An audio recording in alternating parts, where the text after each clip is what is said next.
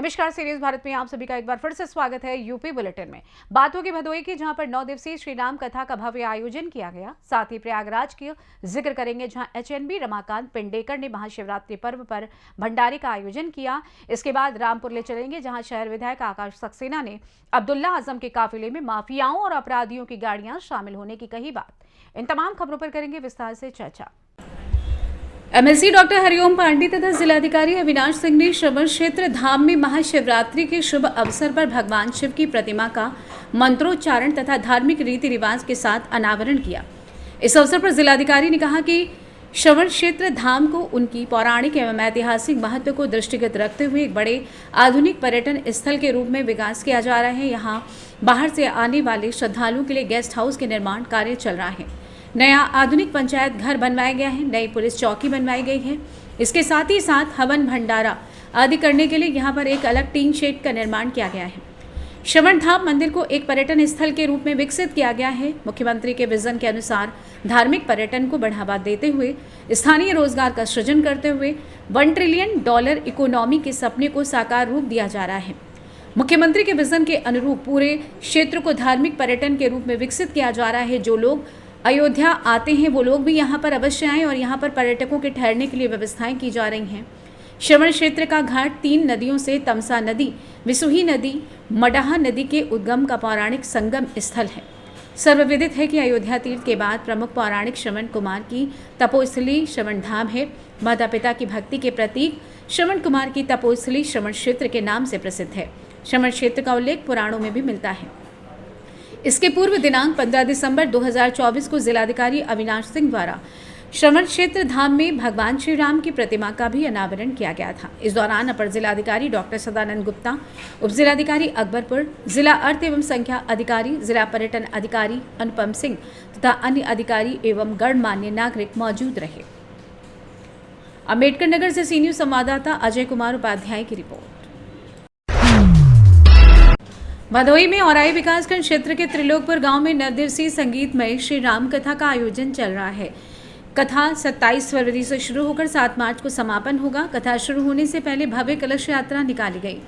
कलश यात्रा पूरे क्षेत्र में राममय हो चुकी थी। कलश यात्रा में महिलाएं डीजे बाजे संग सर पर कलश लिए आगे चल रही थीं। रथ पर कथा व्यास श्री पुरुषोत्तम दास महाराज चल रहे थे। यात्रा पूरे गांव में होते हुए अपने गंतव्य स्थान पर पहुंची, जहां बड़ी संख्या में गणमान्य नागरिक, महिलाएं बटुकगढ़ हाथ में ध्वजा लिए हुए राम भजनों पर छिड़कते हुए चल रहे थे।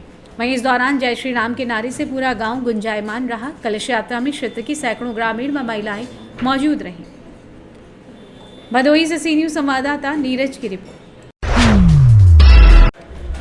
बनवाडी गांव में शाहगंज वाया प्रयागराज मार्ग पर गुरुवार की भोर सामान लोड कर जा रहे कंटेनर के पीछे का टायर फट जाने से आग लग गई। आग की लपटें उठती देख चालक वाहन से कूदकर अपनी जान बचाई। कंटेनर सहित उस पर लदा बजाज कंपनी का लाखों की कीमत का ऑटो पार्ट्स जल गया।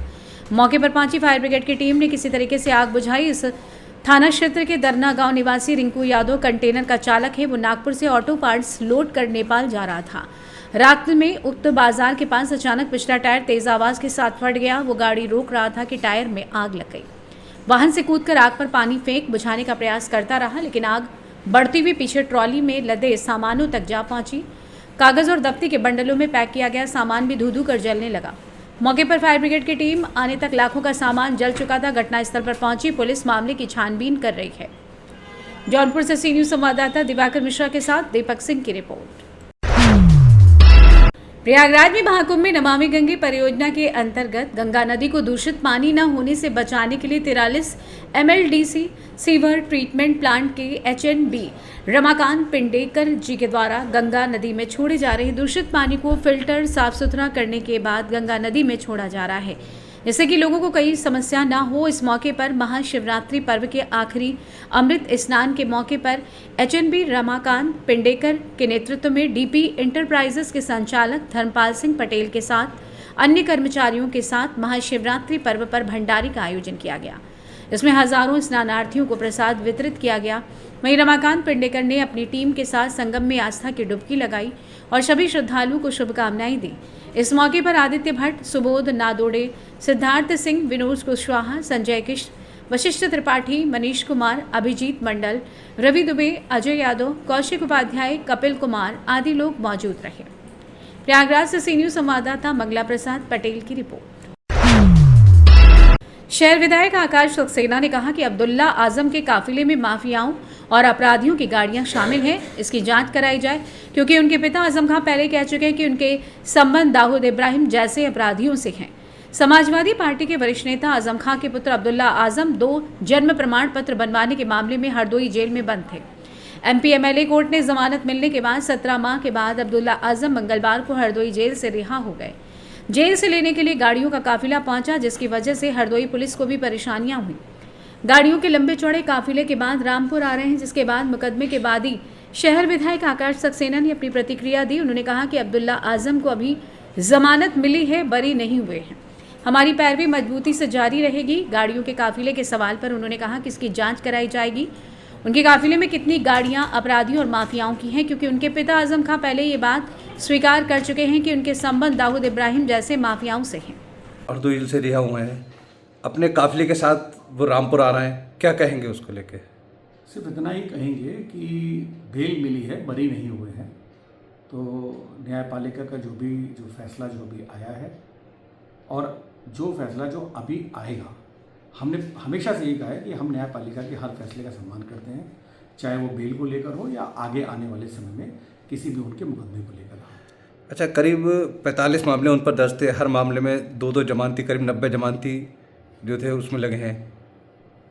देखिए, जो जमानती होते हैं ये एक प्रक्रिया है, ये उनका अपना एक पर्सनल चीज़ें हैं। उस चीज़ का हम लोगों से कोई ऐसा लेना देना नहीं होता। अगर वो चीज़ उन लोगों ने उसको एक्सेप्ट किया होगा तो वो ठीक होगा, तो उसका हम लोगों से कोई उसका ऐसा कोई लेना देना नहीं है। अच्छा, एक काफिले के साथ वो आ रहा है, कई गाड़ियाँ उनके साथ में हैंगी। अब रही बात जो आपने काफिले की, तो उसकी जांच करवाएंगे कि कितनी उस गाड़ियाँ उस काफिले में अपराधियों की हैं, कितनी गाड़ियाँ माफियाओं की है। क्योंकि इनके जो पिताजी हैं वो तो ये कह ही चुके हैं कि मेरे संबंध दाऊद से हैं, मेरे संबंध जो देश के बाहर के जो इस तरीके के लोग हैं उनसे हैं, तो उसकी भी जांच करवाएंगे। तो मतलब जो इनके साथ काफिला आ रहा है गाड़ियों का, उसकी जांच कराएंगे? मैंने कहा ना, हमने आप ही के माध्यम से ये बात पता लगी है कि काफिला, तो उसकी जांच करवाएंगे। अच्छा, तो अब आगे क्या रहेगा आपका? हमारी जो मजबूती के साथ जो पैरवी चल रही थी वो बिल्कुल वैसी चलेगी। बहुत सारे केसेस अभी रामपुर में हैं, बहुत सारे केसेस प्रयागराज में हैं। रामपुर से सी न्यूज संवाददाता मोहम्मद फहीम की रिपोर्ट। फिलहाल के लिए इस खास बुलेटिन में बस इतना ही। देश दुनिया की तमाम बड़ी खबरों को जानने के लिए जुड़े रहें सी न्यूज भारत के साथ। हर खबर आपके साथ, आपके हाथ।